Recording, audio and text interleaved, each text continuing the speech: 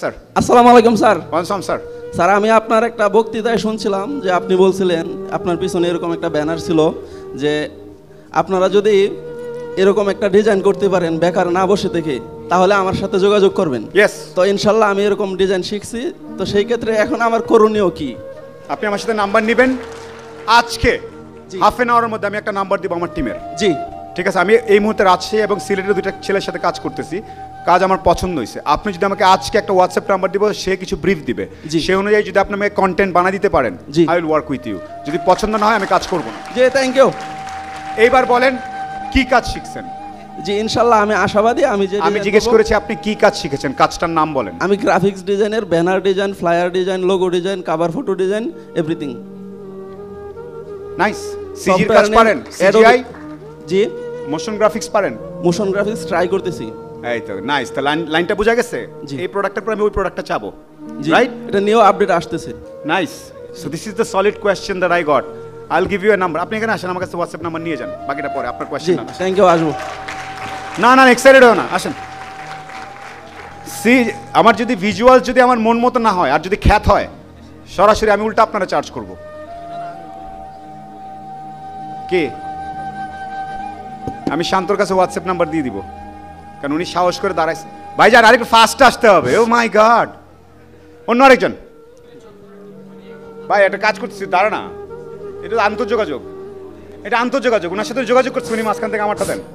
আন্তঃযোগাযোগ, interpersonal communication skill. ডান। নাম কি? না না আপনার না, কি নামে সেভ করবে? ভেরি গুড, ডান। নাফিস আলীকে কি বলবেন? এদিকে আসেন। নাফিস আলীকে কেউ নয়, এখন আমার টিমের। ওকে আপনি একটা মেসেজ পাঠাবেন না? জি। কি পাঠাবেন এটা বলেন সবাই। যোগাযোগ। প্রথমে আমি বিসমিল্লাহির রহমানির রহিম। আসসালামু আলাইকুম। আমি শাহ ইউসুফ আহমেদ নেত্রকোনা থেকে বলছি। আমি একজন গ্রাফিক্স ডিজাইনার। গ্রাফিক্স ডিজাইন নিয়ে আমি বেশ কিছু কাজ করছি। আমার কাজের কিছু স্যাম্পল ওনাকে সেন্ড করব এবং হচ্ছে সুলাইমান শোকন ভাইয়ের রেফারেন্স দেব। এইটাই তো আমি জিজ্ঞেস করছি যে আপনি নাফিসকে কি এসএমএস করবেন এখন। নাফিস ভাই সালাম আলাইকুম, একটু আগে সুখন ভাইয়ের সাথে একটা সেমিনারে দেখা হয়েছে। আপনাদের বোধহয় কিছু গ্রাফিক্সের কাজ আছে, ভাইয়া আপনাকে কিছু স্যাম্পল পাঠাতে বলছে। When is a good time to call you ভাইয়া, নাকি আমি স্যাম্পল পাঠিয়ে দিব আপনাকে? ধন্যবাদ। নাফিস আমাকে মেসেজ পাঠায়, ভাইয়া আপনি কি একটু আগে কাউরে কইছেন নাকি? ভয়েস মেসেজ পাঠাবে, কারণ ব্যস্ত। ভাই আপনি কি একটু আগে কইছেন নাকি কাউরে?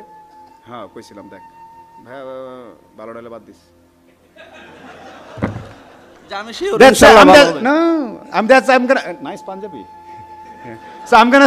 আমি এটা বলবো সত্যি কথা, ভালো নাহলে বাদ দে। সেমিনারে দেখা হয়েছিল, ভালো হলে কি বলবো? ও ড্যাম, এই তাড়াতাড়ি কথা বল, ডাকতে রাখতে ঢাকায় আসছে কিনা জিজ্ঞেস কর, শান্তরে জিজ্ঞেস করে লোকটাকে তাড়াতাড়ি নিয়ে একটু বনানি আসতে বল কালকে। ভাই কালকে তো আপনার ইয়ে আছে সাকিব তাইমের, সরি কালকে তো আপনার অমুক কাজ আছে, ও কাজ তো সকাল আসতে দরকার আছে। That's how you roll. ভালো না হলে মনটা খারাপ করেন না। আচ্ছা হয় নাই ভাই, নাফিস ভাই আপনাদের আমার কাজগুলো পছন্দ হলো না, কীরকম কাজ খুঁজতেছিলেন একটু কি দেখাবেন? ভাইয়া কোনটাকে ভালো বলে? ওই মেয়ে আমাদের নগদের ইনস্টাগ্রাম পেজ দেখেন, ওখানে দেখবেন অনেক রকম কমিউনিকেশন আছে। ও আচ্ছা আচ্ছা আচ্ছা, ওইটা মোটামুটি না? শেষ। Done sir, thank you so much. আমি কি টাইম কিল করে ফেলছি? Right, you are looking at me with sure. Okay. আসসালামু আলাইকুম। না স্যার উনি চাইছিল, স্যার আন্তঃযোগাযোগ স্যার, উনি কথা বলতে চাইছিল। I like your shirt. আপনি রাগ করছেন? ওনাকে একটু দিয়ে আমি শেষ করি। আমি একটু কথা বলতেছিলাম, 1 মিনিট। কাকে স্যার? আমি একটু কথা বলতেছিলাম, 1 মিনিট। একটু অনুরোধ করলাম না ওনাকে দেওয়ার জন্য, এটাকে অনুরোধ বলে, রিকোয়েস্ট। জি জি ধন্যবাদ বলেন। ও জি জি এত কষ্ট করে, ও মাই গড, জি জি ঠিক আছে, সুন্দর করে বলেন। আরেকজনকে আমি চান্স দিতে বলতেছি, এটা তো মনুষ্যত্ব। জি জি জি না বললেন, আর একটা ছেলে চান্স পাইছে, বেকার ছেলে। আপনার মনে হচ্ছে আপনি ব্যবসায়ী এবং ভালো টালো আছেন, ও তো গরিব বেকার, তোকে দেখতে পাচ্ছি না যদিও।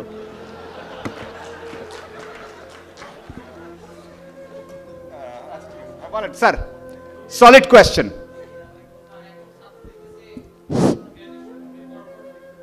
হ্যাঁ বেকারত্ব দেখতে পাচ্ছি অনেক।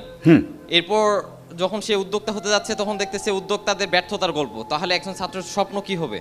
স্বপ্ন বেঁচে থাকা হবে। সে কাজকর্ম খুঁজবে, না পাইলে 100 বার ট্রাই করবে। আর শুরুতে তো বললামই যে আমাদের ছাত্রদের কি কি গ্যাপের কারণে তারা বেকারত্বতে ফিল করে। সো ওইটা যদি ভালো রাখে তাহলে তার সম্ভাবনা অনেক হাই। আর কিছু পড়ে থাকবে। একটা ছোট কথা বলে, আপনাদের দোষ না, ছেলে মেয়েদেরও দোষ না। দেশের শিক্ষা ব্যবস্থা হতে হয় অর্থনীতির সাথে মানে কানেক্টেড হয়ে। আমাদের দেশে উপজেলা পর্যায়ে সব ডিগ্রি কলেজ ইত্যাদি দিয়ে ভাষায় ফেলছিল 80-এর দশক আর 90-এর দশকে। সো প্রচুর ডিগ্রি অ্যান্ড মাস্টার্স আছে, টেকনিক্যাল নলেজের লোক নাই। সো সময় আপনি যদি বলতেন ভাইয়া আমি গ্লাসের কাজের সিরামিক, আমি টেক্সটাইল ইঞ্জিনিয়ার, আমি প্লাস্টিকের অমুক মেকানিক, আমি অমুক প্লাম্বিংয়েরটা জানি, আমি কাঠের কাজ জানি, তাইলে এই জিনিসটা হয় নাই, এখন শুরু হয়েছে। এই সময়টাও এই ধরনের পরিবর্তন আবার 1 দশক 2 দশক লাগে। আমরা 80-70 দশকে দর্শনের মাস্টার্স, ইসলাম ইতিহাসে মাস্টার্স, সমাজবিজ্ঞানে মাস্টার্স, রাষ্ট্রবিজ্ঞানে মাস্টার্স, এগুলো সব উপজেলায় ছিল, বড় বড় বিল্ডিং, ডিগ্রি কলেজ। এটাকে আমরা উন্নয়ন ভেবেছিলাম। এখন কিন্তু দীপিমণি থেকে শুরু করে সবাই বলছেন যে একটু মিস্টেক হয়ে গেছে, আমাদের দেশে আসলে দরকার ছিল কারিগরি শিক্ষা।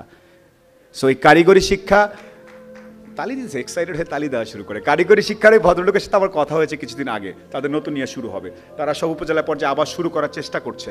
সো ভুলটা হচ্ছে আমাদের, আমি আসলে আপনাকে দোষ দিতে পারবো না, এটা আমাদের বা আমাদের পুরো পলিসির একটা ইস্যু, ঠিক আছে? বাট আপনি ওই দক্ষতাগুলো অ্যাচিভ করার চেষ্টা করেন ভালো, মানে তাইলে হয়তো একটা জব বা কিছু বা একটা জীবিকার একটা উপায় হতে পারে।